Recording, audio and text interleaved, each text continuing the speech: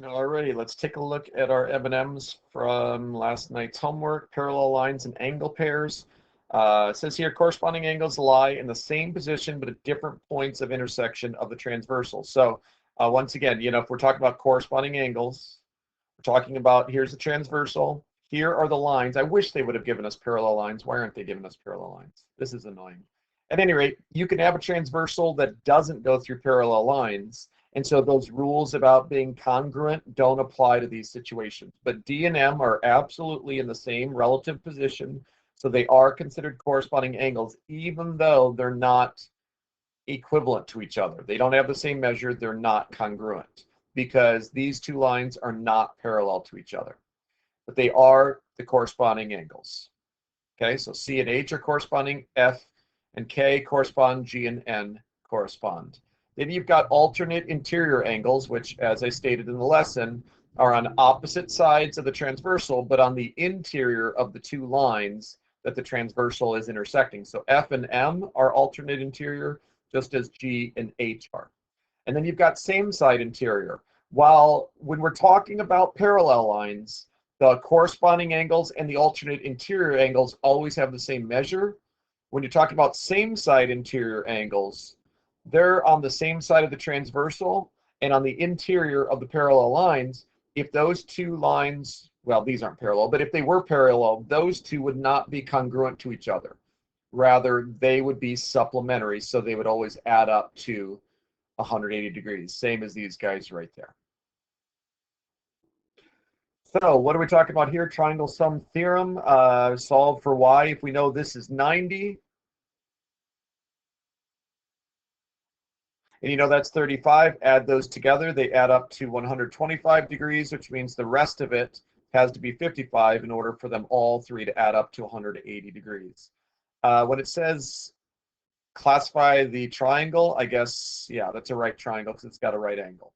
Here, three of the angles are acute, so it's an acute triangle. And if this is 65 and that's 55, add them together, they add up to 120.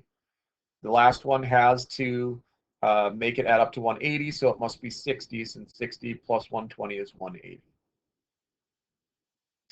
Here we've got two parallel lines and a transversal. So I'm going to look through, and I'm going to just highlight all the acute angles. Since these two lines are parallel, all the acute angles are going to have the same measure, and all of the obtuse angles are going to have the same measure. Notice that 2 and 3 are vertical angles, 1 and 2 are vertical angles, 1 and 5 are corresponding angles, 3 and 7 correspond, 2 and 6 correspond, and then you've got the alternate interior angles, 4 and 5, 3 and 6.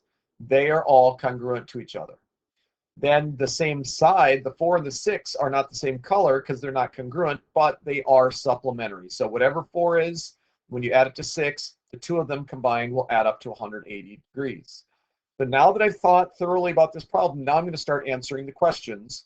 And, being able to explain how you found the information, I just use a 2-column proof, and I make my statement on the left side, and I put in the justification on the right side. So if the measure of angle 4 is 61 degrees, this one right here is 61, then angle 6, since they're supplementary, has to be 119 degrees because 61 plus 119 is 180 degrees.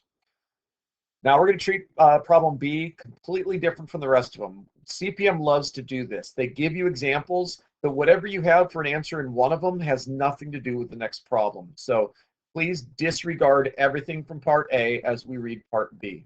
The measure of angle 1 is 48 degrees, which means this is 48, that's 48, and this is 48.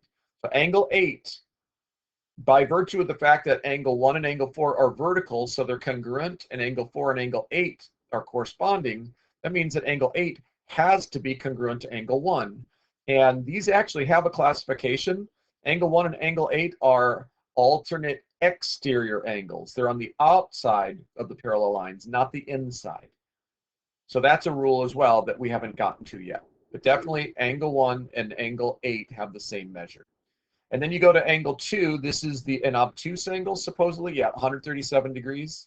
And so that means that if this is supplementary to angle 4, and angle 4 is corresponding to angle 8, then whatever angle 4 is, angle 8 is as well.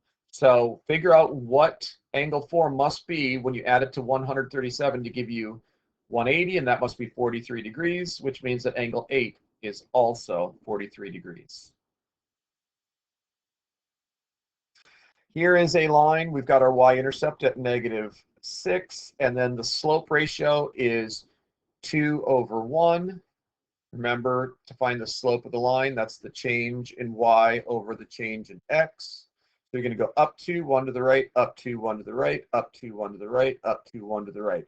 That's one way of doing it. Another way of doing it would be just to plug in a value for x. We know when x is 0, y is -6. But, put in the number 2. What's 2 times 2? It's 4. 4 minus 6 is -2. So we plot that point right there. And we just keep making up values for x until we get enough points to make a straight line. On graph paper, graph the data in the table at the right. Does the age of a car affect its gas mileage?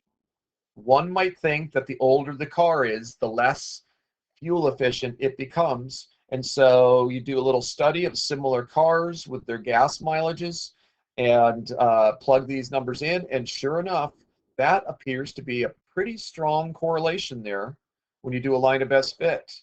So you can say, yes, there is definitely an association between a car's age and their gas mileage. The older the car is, the lower the gas mileage. The newer the car, the more fuel efficient it is. Tina's rectangle. Oh, this one, there's almost always a mistake made on this. I bet a lot of people said 90 square yards for part B. And I'll explain why that's wrong. Tina's rectangular living room measures 15 by 18 feet. How many square feet is that? Well, 15 times 18 is 270 square feet.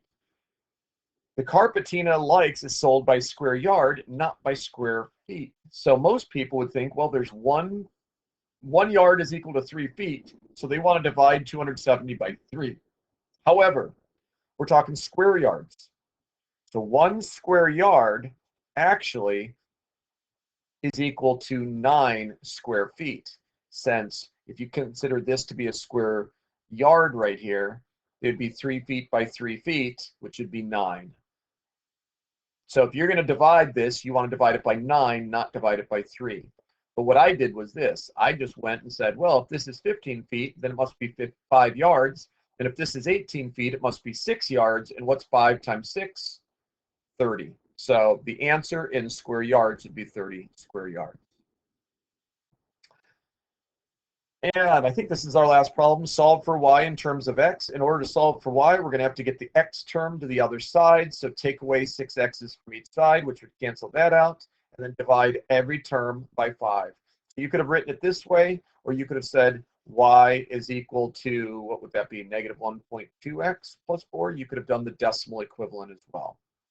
Here, we're going to move the 4x's to this side, which makes it a -4x. That leaves you with your -8y. When you divide everything by -8, you get y is equal to 1/2 of x minus 2, which could also be y is equal to 0.5x minus 2. So decimal equivalent to the fraction that you have here, either one is okay. All right, that's it for the homework. Hope you did well on that. Hope you understand today's lesson. And please do your best to show all your work. Please make sure you read through the lesson completely before you start watching the video. And then also, please do the check for understanding at the end. It's not going to count for you or against you on your grade. It's just information for both of us to see if you're understanding the basic concepts of the lesson. Thank you.